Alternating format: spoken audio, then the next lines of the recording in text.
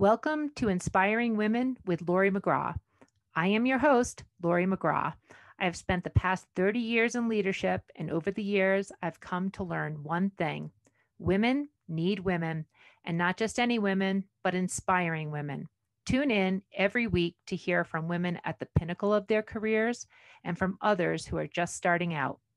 Episodes can be found at inspiringwomen.show or subscribe on your favorite podcast app. Thanks for listening, and I hope you will be inspired.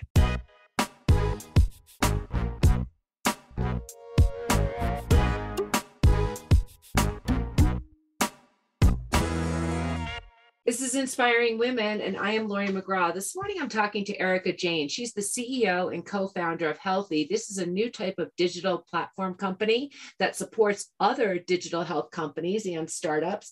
And Erica started this company about 5 years ago with her partner at UPenn that she met there, where they were talking about different things. They're very focused on health and nutrition, but then launched this company Healthie, which I want to talk to Erica about. Erica, thank you for being on Inspiring Women. Absolutely. Thank you so much for having me today. Okay, well, Erica, let's just get started. We've already started. It's Monday morning. We're all getting busy and oriented here. So why don't you just tell us what you're doing right now? What do you do at Healthie day to day? Right now, as the CEO and co-founder, do a mix of everything. My job comes down to three buckets. One is hiring. So ensuring that we're continuing to bring on the best people as we build a big business. Number two is setting vision and ensuring that our team and our customers know our vision and why we exist and earn that right to keep our customers and ensure that they are getting value out of our products. And the third is running the balance sheet and making sure that we as a business are sustainable and always have ample funds in the bank. Okay, well, I know from, any company that's about 5-6 years old in the digital health space, like those three combination things, that's a lot of balancing and probably changes, hour to hour, if not, month to month, and over the course of the past couple of years. But, before we dig into Healthie, I want to talk a little bit about you, Erica. So, you were at graduate school, you were doing whatever you were doing there, and then you had this idea for a digital health company. So just walk me through a little bit of the journey. How did you get here? Where did tech and innovation and startups become something of interest to you? Yes. So I talked a little bit about what my day-to-day looks like, but like in any company, particularly during the earliest of days, you wear so many hats and there's so much more to the story. We started Healthie in 2016. I had watched my parents struggle with weight loss, lose 35 pounds working with a dietitian, and saying, look, this is the type of healthcare that people in this country need to receive for a variety of reasons. I was in business school at the time, had zero intention to start a company, but really just started exploring how do you actually have an outsized impact in the healthcare system for the betterment of society. And I met my co-founder, who was an undergrad at the time, and somehow convinced him that we needed to start building a solution because healthcare was failing. And for us, it was really digging in and understanding that healthcare technology, systems, services, industries had really been set up for a different model of care that was optimizing the bottom line at the expense of patient outcomes. And I actually even don't like the term patients because that's realizing that you're entering into the healthcare system when it's too late. So we kind of took a step back and said, how could we re-envision a healthcare system that was designed around proactive, preventative, long-term relationships between providers of care and receivers of care?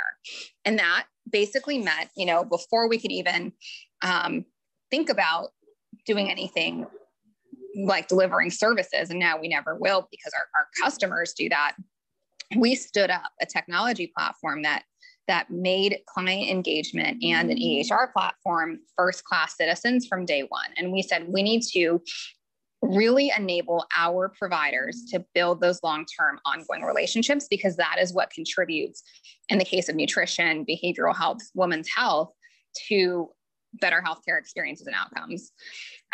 So when we got started, we were in school and we had Healthie as a classroom project. Dorm Room Fund was our first check into the company. And we then joined an accelerator program that summer after we got started. So that in terms of like that trajectory, I will just say that, for young companies that are starting out, there's a pattern, in terms of starting something successful, this business school project that you understand there's a very large market landscape. We've moved to chronic care. So there's enduring, clinical work that's needed, and it's outside the four walls of the, where people see their providers in terms of where there's impact. You've got this interesting, connection to your parents in terms of what they've seen. Where does technology fall into that for you? Where did you grow up where technology was interesting, or was that just a must-have, something that you learned in the incubator? Just give me a sense for that. I had no technology background, and to this day, I'm the CEO of a tech company that is not a developer. So I've gotten really smart around technology, but I myself have never written a line of code. What I think is really important from where I stand is saying, if I care about making the world a better place, and I care about the fact that, we have this massive problem, 45% of individuals are overweight or obese. Mental health is going through an unparalleled crisis. I experienced what it was like to go through the healthcare system personally as a pregnant woman and now new mom. And you say, the systems are failing us. You need to do better.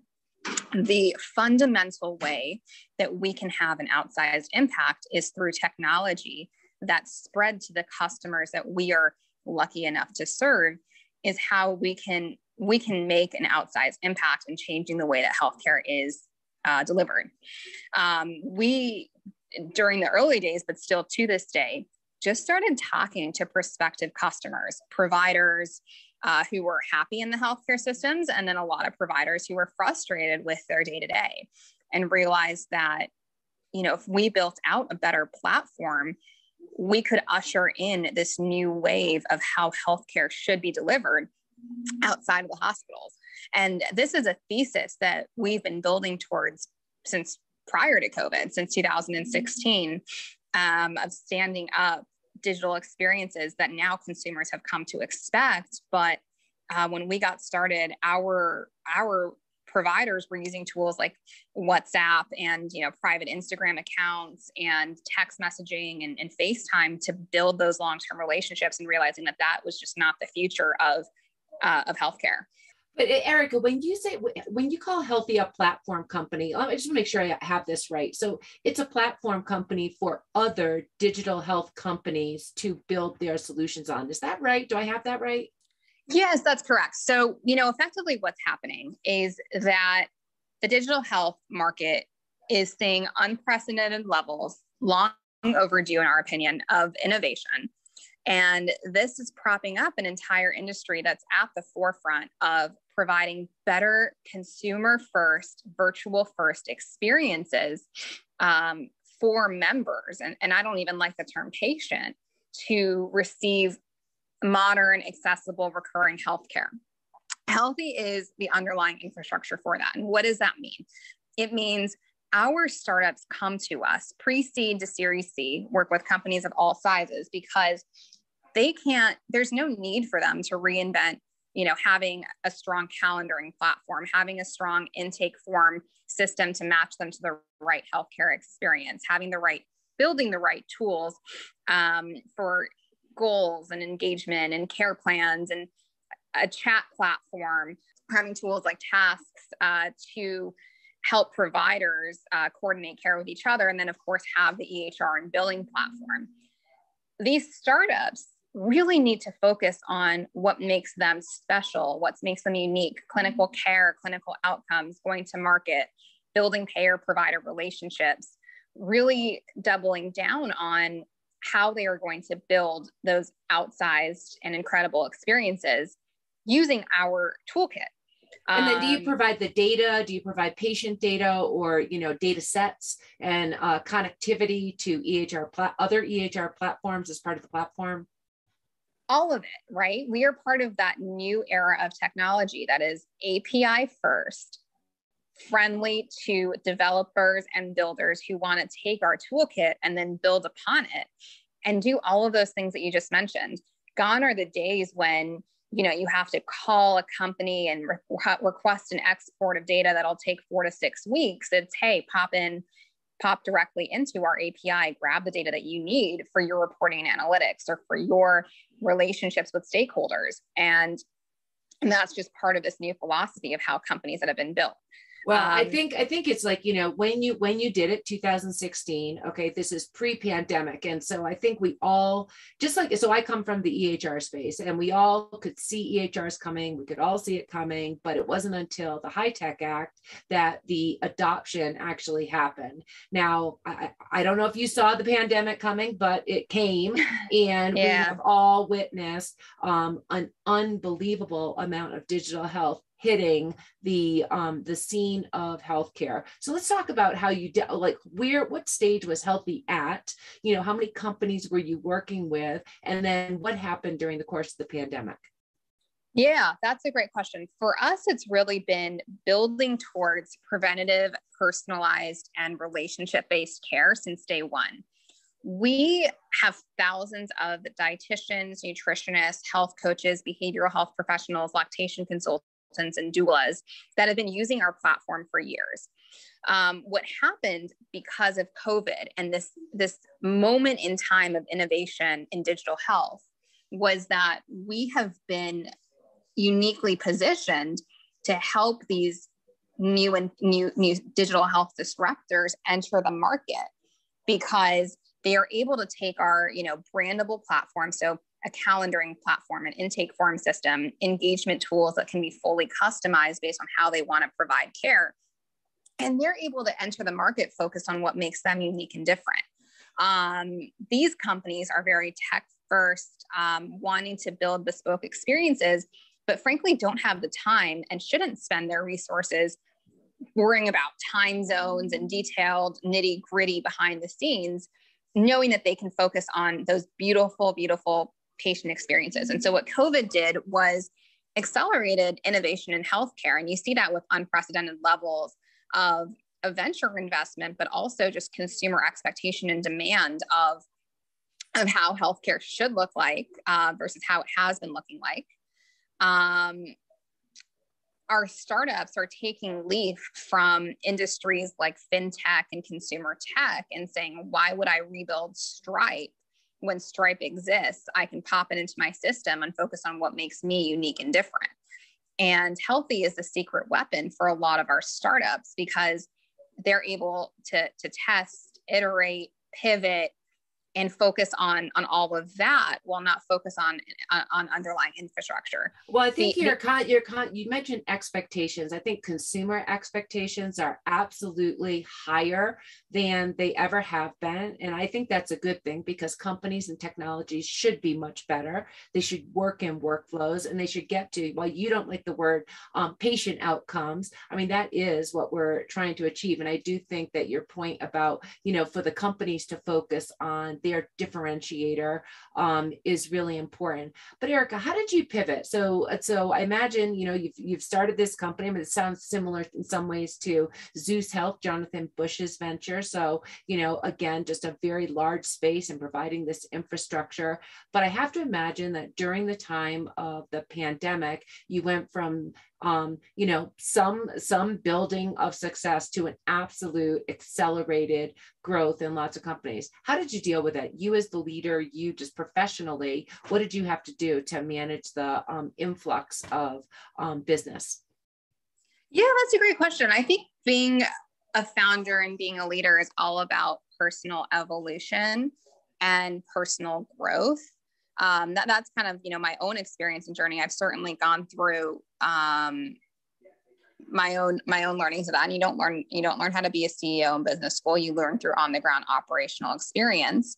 And then the second piece of that is really feeling lucky that we have a team that has been able to provide for this underlying infrastructure and working with other healthcare startups. And we have the infrastructure, we have the team, and we have the industry knowledge, and that enabled us to be pulled into this really, really, really exciting market of digital health innovation. Besides the platform, just as CEO and having grown Healthie, I've read that you have supported over, $500 million of venture that has gone into the startups and companies that you work with. I mean, that's some pretty large scale. So do you see from all the startups that you work with, as a successful CEO yourself, do you see what is or is not going to work in the different companies that you work with? I feel incredibly lucky that we get to work with some great founders and some great leadership teams that also, I learn from on a day-to-day basis, right? And you kind of see, well, why do certain companies take off? And it all comes down to the team, and it comes down to the leadership. And then it comes down to the caliber of individuals that they bring on as they scale, right? And, we've seen some of our companies get started with us, 2 founders in a garage, so to speak, and that have now gone on and raised, 50, 100, 150 million in venture. And you say, well, why is that happening? It's because they are focused on outcomes. They are focused on clinical care. They are focused on making a positive difference, and they know how to execute. And they know how to set a mission and reach those goals. And so it's a very, very, it's a gift, but it's something that's very, very inspiring to see as well.